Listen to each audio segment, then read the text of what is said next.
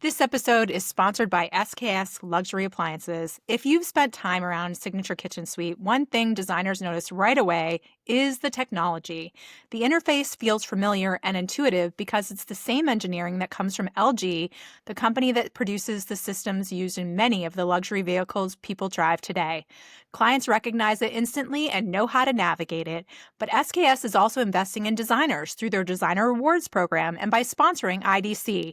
If you're specifying kitchens for serious cooks, give SKS a look. Learn more at sksappliances.com.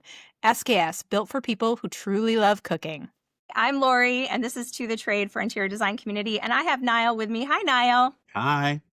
How's your summer been going? Good. How about yours?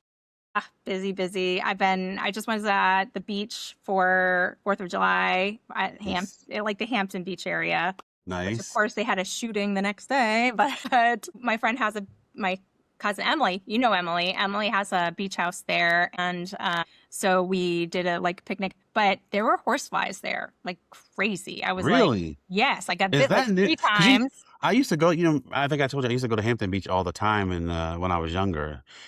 We stayed on like Q Street, I think it was. But Yeah. I don't think I ever experienced horseflies. I actually never experienced a horsefly until I went to Mexico. So that's I weird. was not happy. I literally was like, I might have to go home. I am getting bit. It's painful. It's bad. It hurts. Yeah, it does a lot. Yeah, but we have a special guest today, and I just told you for the first time, but I'll tell our audience.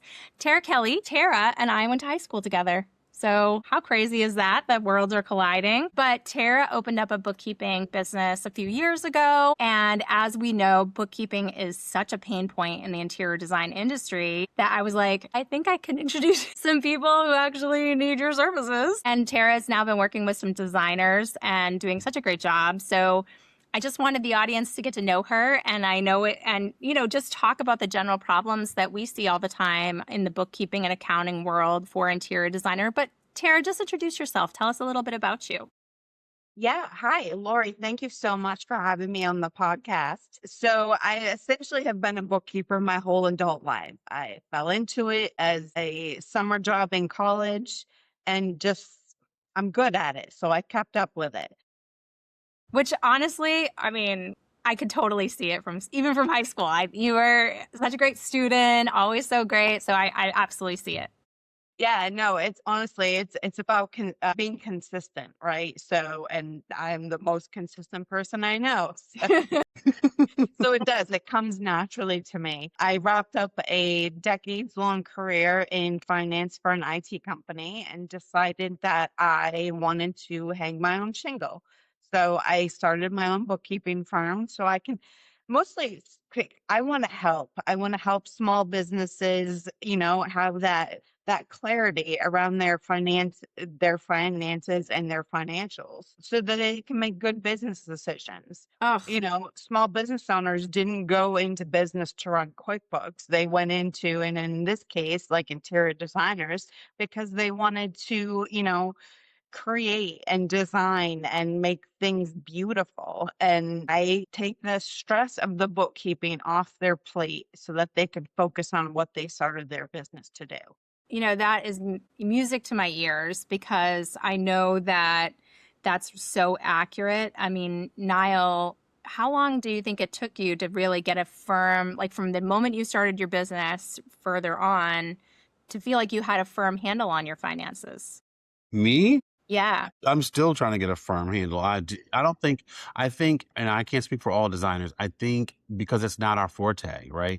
So I think if you're trying to do it yourself, you will, I hate to say this to be a Debbie Downer, you will never really get a firm handle on it because it's not your zone of genius. It's not your lane of expertise, right?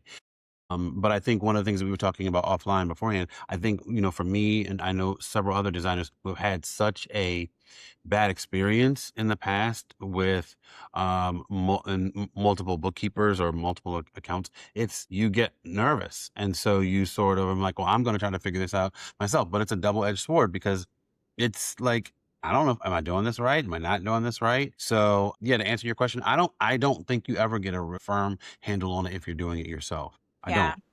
I Well, really our do. industry is particularly tough, Tara, because it's, about 80% women and the other 20% are LGBTQ men. So I feel like there's already a lot of pressure for the design companies that I know to run profitable businesses because they're living in a world where, it's a luxury service, number one. So it's not necessarily a necessity, although I think it is. Mhm. It is, the community that is in a very misogynistic world because everyone else on the job site is a man and thinks their point of view is the way to go. And it's a very complicated and stressful job where there's literally thousands of moving parts and people and everything to manage and the emotion of the client on top of it. And so the last thing an interior designer wants to do at the end of the night is sit down and look at a column of numbers and see if they're making a living or not. That's the last, because it's almost too scary, right? Mhm. It's Mhm. almost too frightening to know the answer to that. And yet we have, we as a community, I poll all the time. It's part of what we do. And we know there are some real problems. We know that there are designers who don't have retirement savings or are not properly insured or do not have a really firm hold on where they're making their money. Like, which products make me the most money? Which Mhm. service do I have that makes the most money? Where should I invest more time or not invest the time? And, a great bookkeeper can kind of give you, hope to be able to solve some of those issues for your own self, and have some sort of future longevity plans for you, right? I mean, isn't that part of like what you're looking at and saying, okay, this is where you can go. This is what you can do. And as I love for more designers to use specific bookkeepers because then those bookkeepers would have a real handle, just like what we do for Wendy the attorney and Mhm. sending so many designers. Because once you've looked at hundreds of contracts that are interior designer contracts, you just have a more educated view of what should be in a contract because you're seeing all those different scenarios. And I would think the same thing applies for bookkeeping, right? Yeah, no, that's exactly it. So having a niche or a specialty is helpful because to your point, like I'm gaining the knowledge to know what to look for, to know, if a particular gross margin percentage is good or maybe a little lagging in the industry. Expenses, as far as are you spending too much on your advertising and marketing, or maybe you could afford to spend a little bit more on your advertising and marketing. It's those little details because I mean, yes, I keep everything organized and in the accounting software as they should be. I really dig into the reports, the profit and loss, the balance sheet.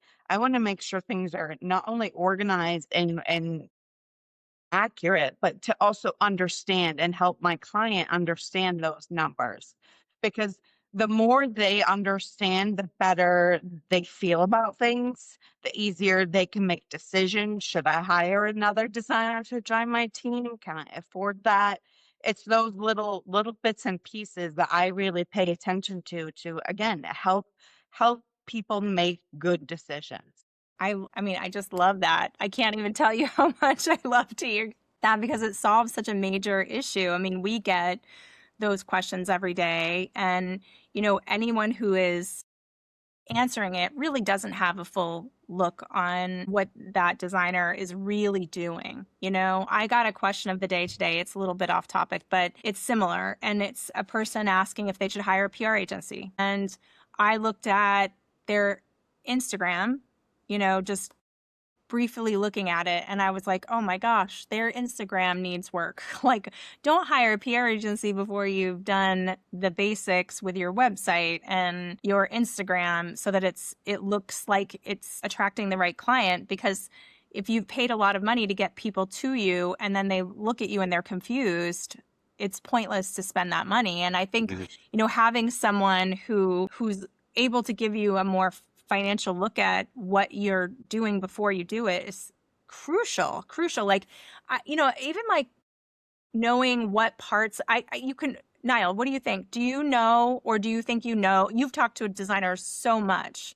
Do you think you have an idea of, in talking to designers, if most of them know what products they make the most money on in their projects? Like which category of products? Like I make more on case goods, or I make more on tile, or my profit drivers in my project are these things, because there's always like high, Yeah. medium, low. I feel Yeah. like Yeah. appliances designers typically don't make a whole Don't lot on, make any. don't Yeah. make And anything on appliances, yeah, I but they think do on cabinetry, and tile, and lighting. honestly, that's a back and forth thing too. I think it's like half and half because I think I think more of us know what we don't make money on, right? Like we pay a lot of attention to that. Like I'm not going to make any money on appliances, like you said, and like certain cabinet lines, I'm not going to make any money on that. But I think, it's probably about half. Like some designers really know, like, okay, window treatments, that's a standard. Everybody knows they're going to make money on window treatments. But then there are some designers I've talked to that are really like, I make money on case goods and I make money on case goods with this vendor, this vendor, this vendor, and this vendor. I don't make money on case goods with these guys. I am not that dialed in. I just know what I like to use, per Do project. you in your bookkeeping generalize like what kind of product it is so that they know what, like if it's case goods are like cabinets, like our like end tables, things like Yeah. that, versus Oh, you have to because it's categorized. it's categorized in QuickBooks? Yeah. Yeah. Yeah. Yeah. Well, you can set it up that way, like Yeah. it's like cost of goods or something like that. But then Sold, yeah. you can break it down even more. In my little OCD mind, I do that. What are your favorite reports, Tara? Like what are the things that you're telling designers to pay attention to? Honestly, the monthly P&L. So, Okay. and I do it for all my clients, designers, consultants, you name it. So I start with the beginning of their fiscal year, which for most people is January, and I run a monthly P&L for them, and it shows them each month and across the top, and it's the column numbers down, because then you get a really good view of month over month. Okay, so I had this much in revenue in January, I had this much in revenue in May. And then you look at your cost of goods sold or your expenses, and you can just see, your trends. You can see which months are better than other months. And for me specifically, it also gives me a good look into, hey, I noticed that your rent just doubled from, since the last 6 months. What changed? Right. Because, it could be an error. It could be their rent doubled, Right. Sure. but honestly, this is my go-to. My favorite report is the monthly P&L. Okay. And do you think that the designers you're working with, are they getting a handle? And I mean, you don't have to say anything specific, but are they getting a handle on what to look for in the P&L? I mean, I did do a poll, which I know you'd be probably disappointed with our community, but we did do a poll that said, do you look at your P&L monthly? And the answers were yes, no, what's a P&L? And unfortunately, the winner was what? What's it? Honestly, I'm not surprised by this because I find that a lot of the design software, it doesn't, the financial aspect of it doesn't work in that way. It doesn't have traditional financials, the traditional reports. So me coming from, just for-profit business industry, like that's where I always lived, the profit and loss, the balance sheet. But I'm learning with the design community that the software that they've been using historically just doesn't present it in the same way. And so they don't have the knowledge. So when they say what's a P&L, I'm honestly not surprised by that. Yeah. I put together a monthly financial report package for all of my clients and I send it out, and I will highlight a couple of, anything that I noticed, good and or bad. And I email it out to them and I say, we'll discuss this on your next meeting, and some like to review them. Others are like, oh, I looked and everything looks fine. Whether or not they really did, I don't know. And I'm not going to police that, Yeah. that's their prerogative to review the reports or not. Sure. Sure. But yeah, I do find that that's part of the issue is that with the financial parts of these software programs, they just don't present the information in my opinion, in an incredibly valuable way.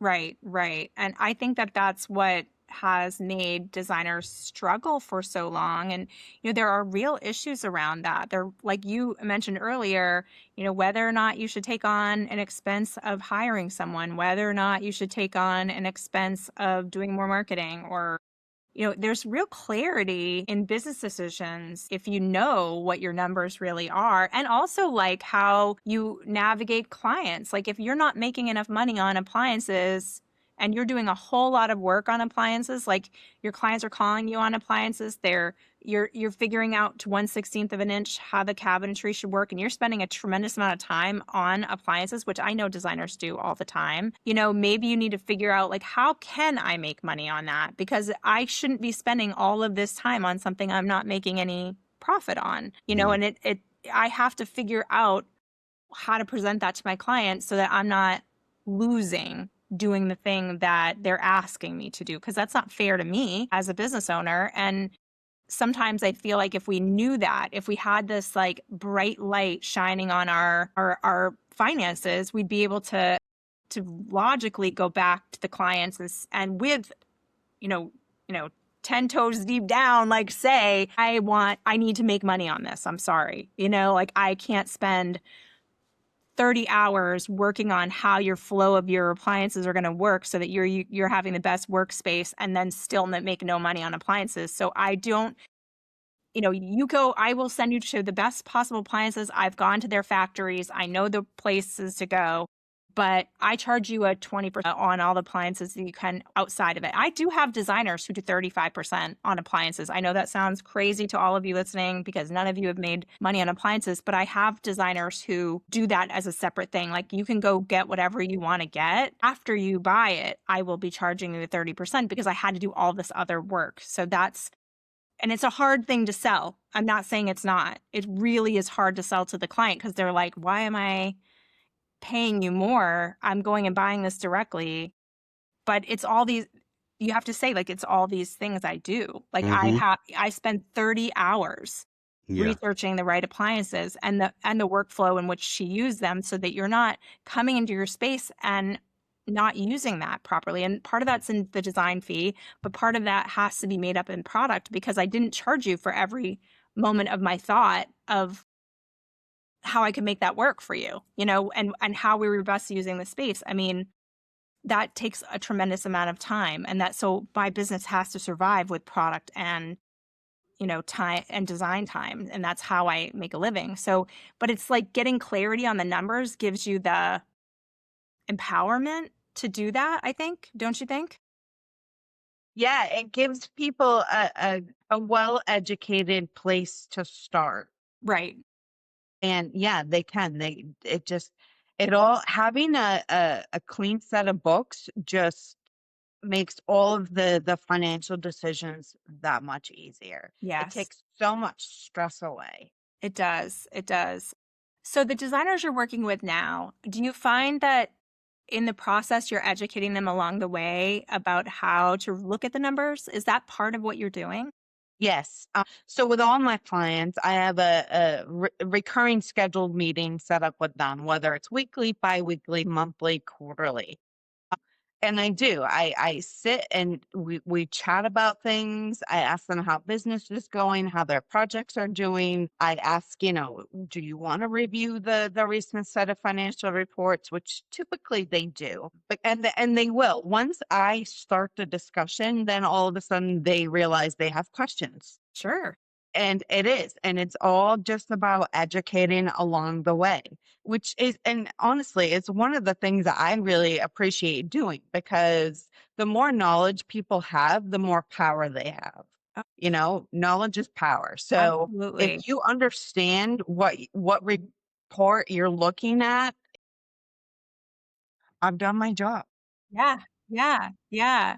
I mean, I was really excited because I knew you personally and I knew that, we hadn't really spoken, but I knew that I knew who you were as a person and I knew you were responsible and the type of person that would take care of my world, and I don't take it easy, I lightly when I recommend anyone because my name becomes attached to that person's business. But I knew who you were and I knew that you would do a great job. And, just in seeing that that's what has come to fruition over the few years that you've been working with designers is so exciting for me. And I am just so grateful that you did it and that you're taking on these businesses, because they really do need that kind of advice and the tutorials along with it. Like, I want them to feel, if they feel like you just said knowledge is power, and that nothing is truer than that. They really do make so many decisions in the dark based on gut. Like gut instinct tells me I should hire someone, or I've heard from some other designer that this is what will make me money and I'll do that. And so many of these decisions are, emotional decisions and pressure decisions. And, is this the right financial move?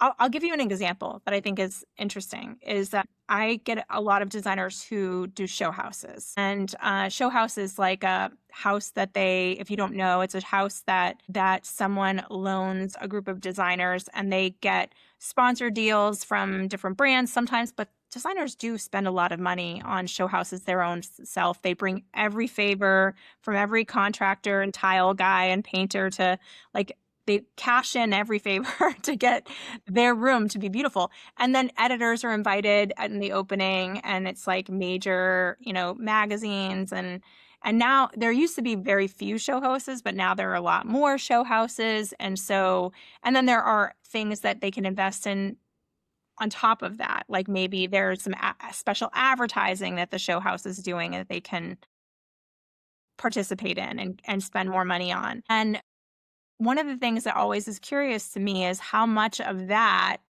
is your overall marketing budget. Like, that's a huge investment. If you're, like, for instance, probably going to shock you, but to do a major show house or a designer who has their own book, like they've invested in a book, those are typically, I've had, based on everything people we've interviewed who are working in the editorial world or work on show houses, are about $100,000 for that designer to invest in that.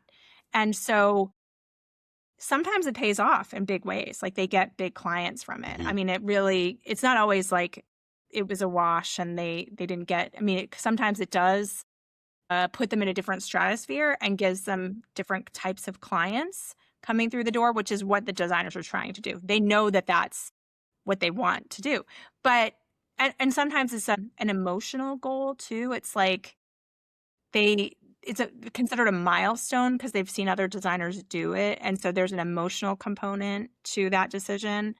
But I would really love designers to have more clarity on finances, and certainly, like, how much of that is your total marketing dollars for the year, or for 5 years or 10 years of expenses that you would be spending on, getting your website to have local SEO, or, making sure you have someone helping you with your content for videos. Maybe they're doing editing for you, or, you're getting your Instagram better, or your Google My Business profile, your good business profile to have reviews, or the things, the general things that are just like internet savvy, free marketing to some extent. I don't know. It's just always kind of like concerns me because it's never really taken a place where I don't ever feel like that decision is coming from, is this the right financial decision for me and my business? I always think it's very motivated by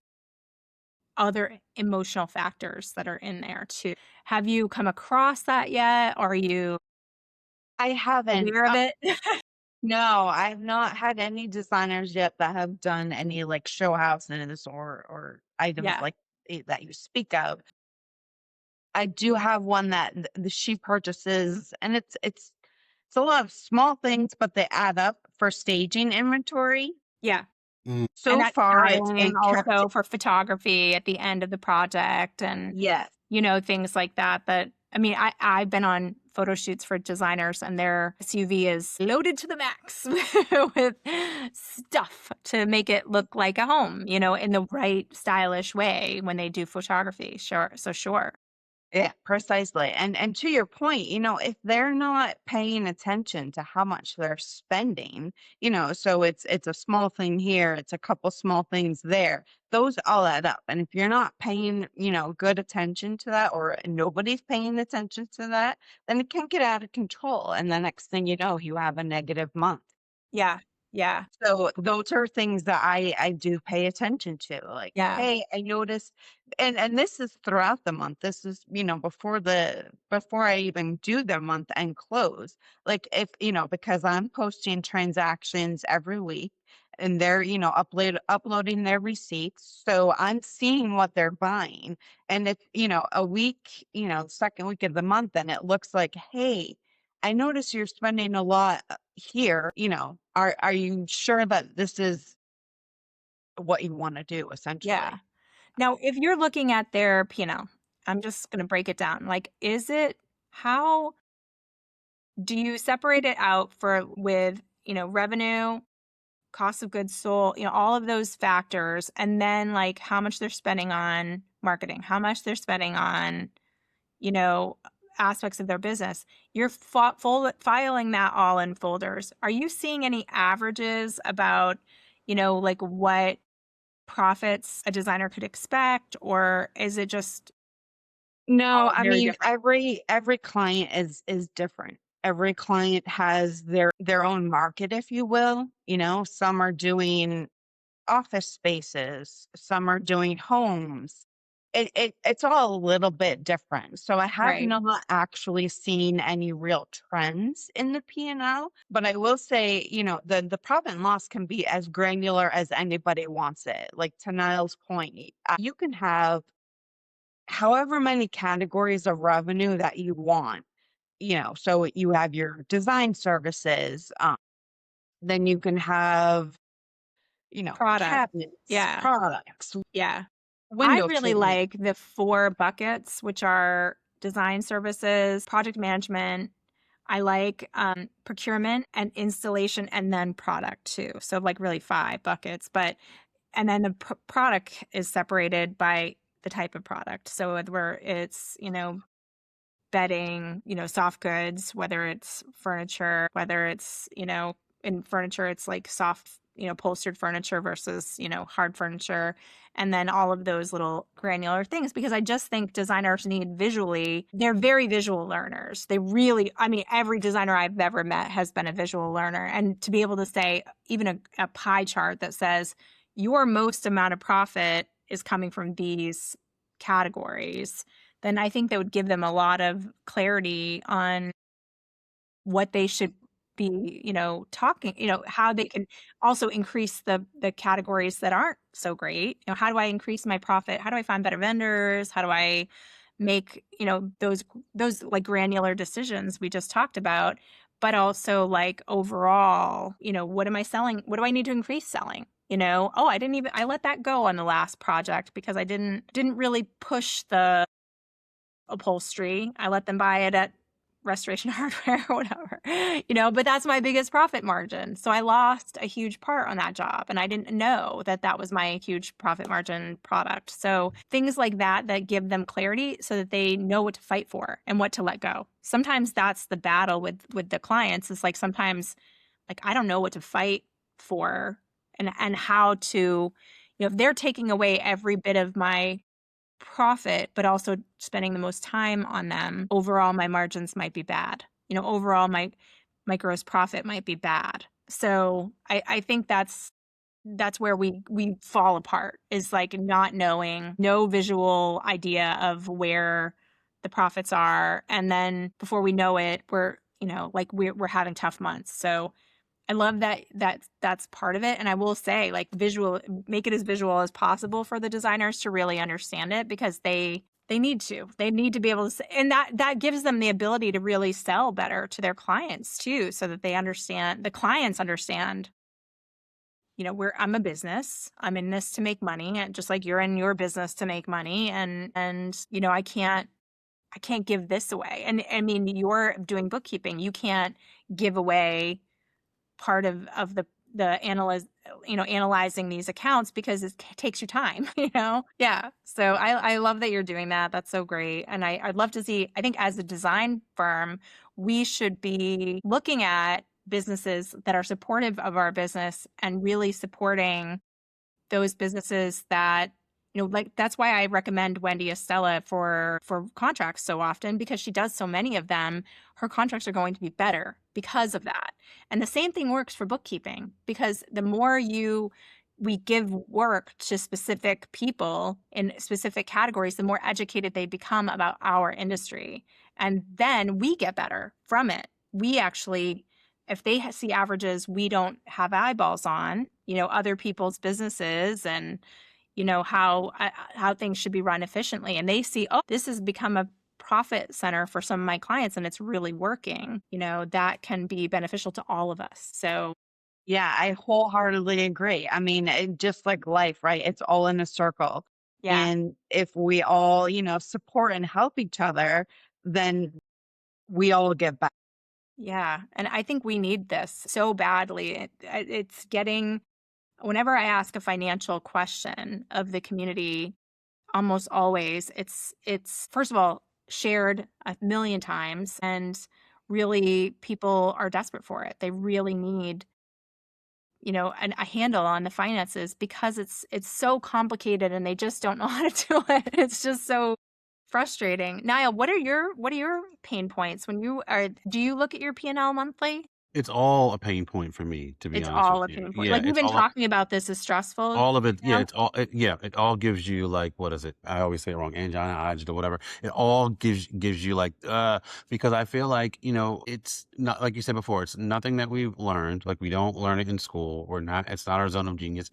But then also too, I think knowing your numbers is the thing that forces everything else to sort of step up, right? So like, if hey, I'm not making money in this area and I'm not making money in this area, that means you've got to show up a different way everywhere in your business, right? You can sort of fake it with other things, like, oh, they don't really like the design presentation. Let me sort of tweak this. I don't have to really change everything. I can just sort of change how I present this, or I can sort of change the style of the rendering, but when your numbers aren't where they're supposed to be and you say, oh, I'm not making money on this, and it's a direct result of me not, standing my ground and saying, I need to make money on this, or I have to charge for this, I have to show up a totally different way. And I think that's a whole other conversation, right?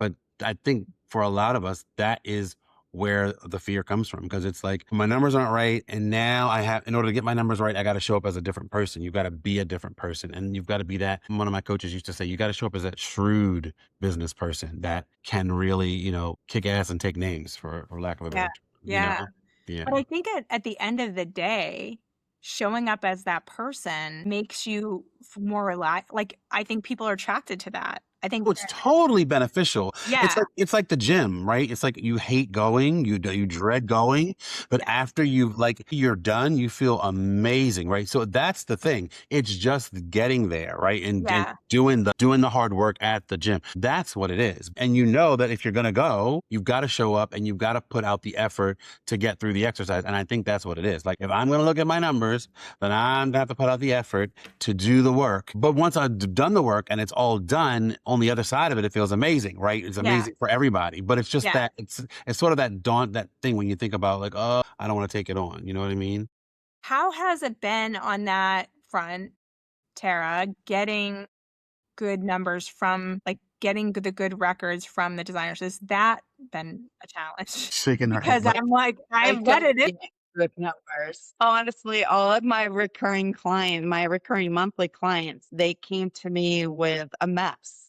And so pretty much all of my engagements start with a cleanup project. so Right. can I just stop you there? That is something that I think needs to be shared more often, like what you just said, because I think a lot of us don't engage or don't move forward because we feel like we're the only ones living in a mess. And so we don't say it.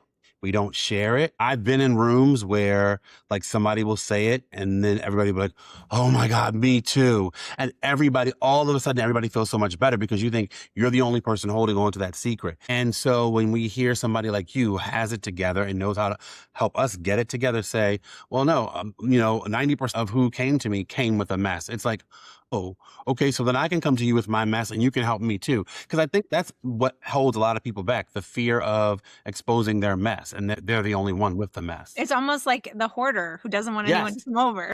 Yep. Yep. Exactly. And Exactly. that's precisely it. I mean, I've had calls with potential clients so I always like to review a person's QuickBooks company file before I present them with an agreement because I can get a handle on how much cleanup needs to be done, what kind of effort it's going to take on a monthly basis. And I've had several potential clients hesitate and a few not even want to give me access because they're like, "Oh, I'm embarrassed.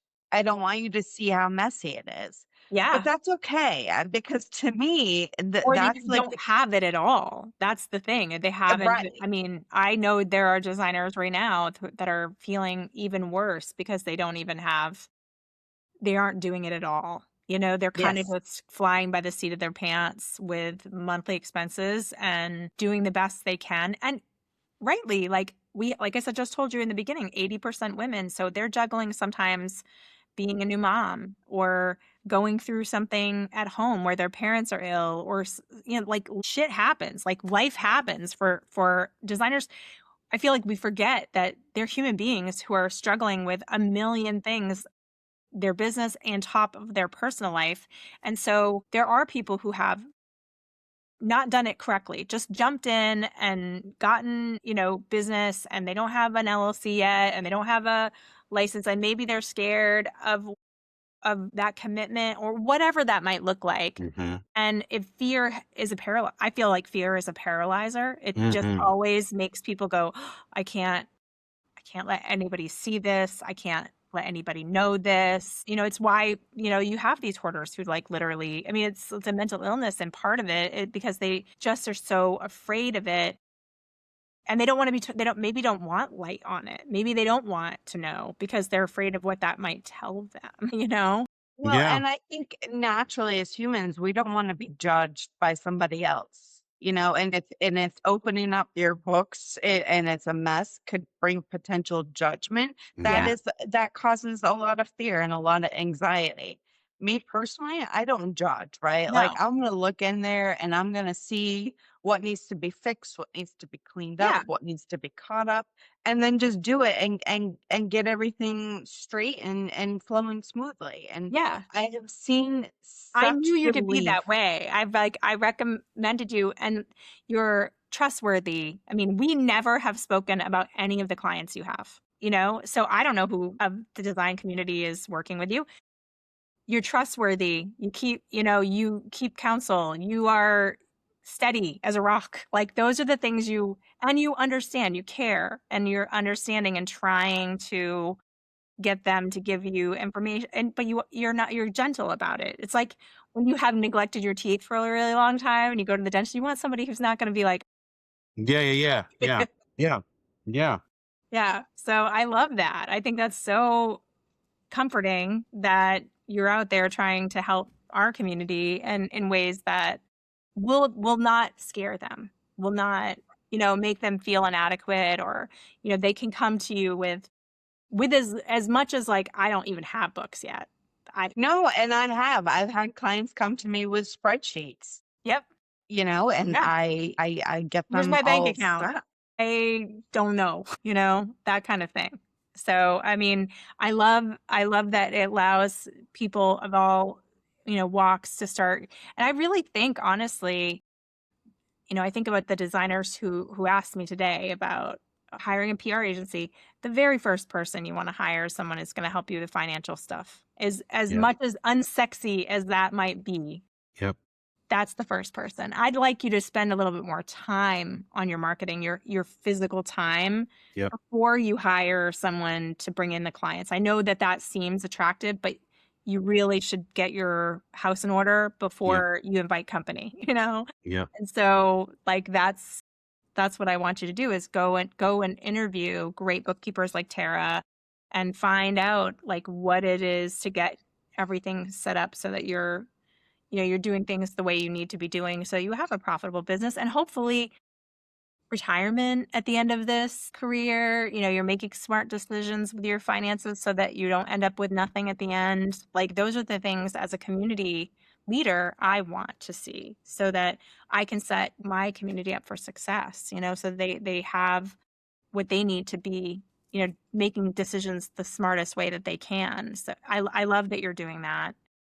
What are some of the things you think that we can do better as an industry? I mean, you don't have a huge general view, but what do you think what would you tell a young designer who's just now starting to do it and really getting profitable, but they're like, I have no clarity on my books. I don't really know.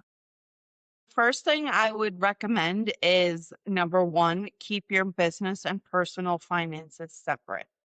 I've seen a lot of commingling, and it takes a little bit to break that apart, because you really need your business expenses, your business everything to be separate from your personal.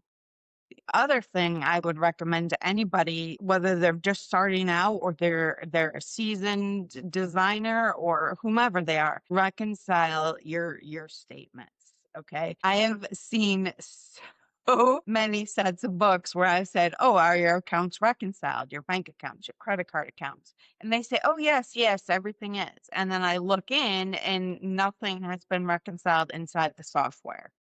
Count reconciliations is what I consider the first line of defense.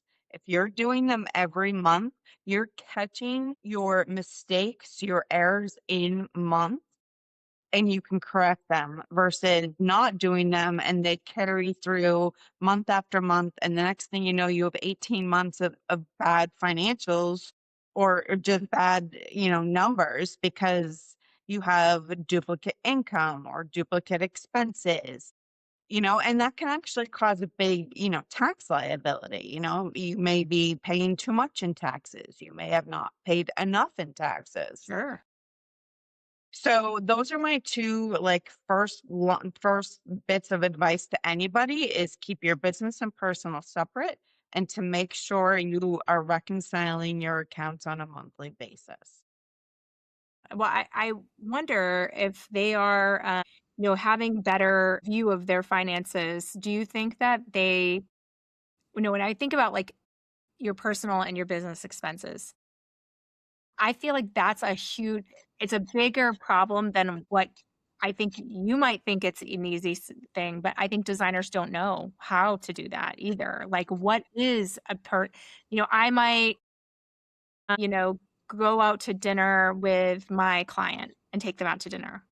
Is that a personal expense? Is that a business expense? I might buy a new phone and I'm using it to call my mom, but I'm also mostly using it for business. Is that a business expense? Like, there's a lot of question, I think, for designers about what those business expenses are. Yeah, and also too, I find especially with any business that's first starting out, you're using your personal funds essentially to start up your business, right? Yeah. So that's kind of where the problem starts, Yeah. because you know, all right, so I have $10,000 in my savings account that I can use to start my business, and that money never gets accounted for properly. So it's not shown as an owner investment. It's just kind of commingled in. And then, Added to monthly too, compounded monthly, because next month yes, you might be like, "Oh, I use my savings, but I got some money that should be profit, but I'm going to put that back into the business too." And just we never really, it never really untangles. exactly, exactly. So why I always say, and especially for anybody who's even thinking of starting a business, just keep your finances separate. Do everything that you can. Yes, there are obviously going to be times where, oh, shoot, I used my business credit card to, buy groceries. Right. It happens. Those Yeah. things can be, they can be corrected in the accounting software. It's not a big deal, but having that be the exception, not the rule, is really where we want to get to. Yeah, yeah. Can you tell me, are there some things that we're overlooking as possible business expenses? I know designers are in their car all the time. Are there expenses where we're overlooking that are business expenses for designers? Not that I have seen so far. Like, as far as auto expenses, everybody seems to be, spot on with that. As far as things that can be written off, that actually kind of falls more to the accountants when they prepare the Sure. tax returns. right? Because I keep the books in order. I make sure everything is categorized and reconciled and everything is proper to then hand that off to the accountant at the end of the year. Sure. Yeah. Yeah. And then they're the ones who can say, okay, so you used a room in your house as your home office. We can use this percentage to write off, you know. So I do always recommend to my clients for any expenses that they pay. So say you work out of your home, Yeah. which a lot of us do now. Sure. Keep a spreadsheet on the side just of your monthly expenses. What if you have a rent, if you have mortgage, what you pay for your electric bill, your gas bill, those types of things, because those are the items that that you as the business owner are gonna provide to your accountant so that they can do the write-offs on your tax returns. Yeah. And sometimes there has to be a document attached to that depending on, like I know people who have literally written lease agreements for the space in their house to their business. Like you can lease this space for X dollars per month. I know people who have, done that with cars, like with all of the business expenses. And then like designers do attend a lot of trade events. So those are things that you should be making sure those are part of your education. They have to get educated in design. They get a lot of they attend a lot of panel discussions and CEUs and events so that they can maintain education about product, typically. So those are all, expenses that you should be factoring in. And then like looking at, even should you go? Should you go to the next trade show? Can you afford it based on your marketing dollars or your education dollars? If you have that history, you're able to get clarity on those financial decisions, which are they are financial decisions. And it's so fun to go to High Point. High Point is our like fashion week for furniture, and it's a lot of fun. Nile and I go and we speak on panels, and there's like thousands of designers there, and it is a lot of fun to be there Yeah. because there's cocktail parties. There's like, we go to places that they have puppies that we can just hold for fun. Like it's just insane. But you're also learning and having business meetings, and it's not just a big party the entire time. You're really getting educated about what is happening in the marketplace. But there's a lot of them. There's High Point, there's Design Edge, which I run their conference. There is, I Throw Rock, there's a design event. So it's Yeah. like figuring out the time investment, figuring out where, should I do this thing? Do I have time to take it off to do, because it's like even if it's free, even if you got sponsored to go and it's free, it still costs you because you're not working. And Yeah. also, I wonder too, if you're going, like, say, if you're going to High Point, if you're going for really for work, like for a client, like you're like, I have to go to High Point. I've got a project and I need to look at product, right? And so figuring out, like, I wonder, figuring out how to make that make sense in terms of, because then it's not marketing dollars and it's really on the client, right? Because you're going for them. So, Yeah. figuring that out, right? Because I know that's a big thing for us saying to the client, well, I'm actually going for you. And so let's have a conversation about that so that, that sort of thing. Yeah. Financially, like, Yeah. so that it's not costing you, the designer, money to go buy product for the client because you're on the clock. It's essentially on the clock. Yep. Are you seeing a difference between, we're getting out of time, but I really want to know this. Are you seeing a difference between like, there are so many different models. The three that are most popular in our world are hourly, designers charging hourly for their Yeah. time, just designers charging flat fee based on project, or even square footage fee. Those are the three that we get the most. And then of course there are combinations. So designers have a flat fee, but it's very detailed scope. And then anything that goes outside of the flat fee, it's extra dollars per month or per hour. So I've seen numerous different ways to do it. And when we would talk to someone else who does a number of different accounting for designers, they said flat fee is almost always the most profitable. But there are designers who literally just don't have it in them to manage, writing it down. So they would lose money because they would literally not be able to physically write it down or clock in or clock out so that they know what their hours are. Yeah. So I have encountered, to your point, all three of those. Sure. More prevalent is the project price or the hourly price, Right. or that combination where here's your project scope, here's the price. If things are added or the project scope changes, this will be the hourly price that we'll have to charge you. I find that, and it's tough, and honestly, it's tough for me as a bookkeeper because I always do things on a on flat. I call it flat value pricing, right? So I Right. charge a monthly flat fee to my from my recurring clients based on the amount of effort that I think is going to take me every month. Sure. So for me, that works out well because then I'm not tracking my time in quarter-hour increments, which Right. tend to just it, that in itself takes time, Hard. right? Hard to do it. I don't know And how so lawyers do it. designers, if they're not inclined to really track their time and to do the billable hours, then they are much better doing a project price. Right. To your point, you still have to keep track internally, how much time you're spending to know if your project was profitable or if it wasn't. We say it So all the there is, time. It's so there is hard. that level of how much effort really you want to put into tracking your time. And that's really going to depend on how profitable you are with billing for your services. The hardest part, I think, is designers are thinkers. They really spend a lot of time, more time than most people would really, number one, want to pay for. Hmm.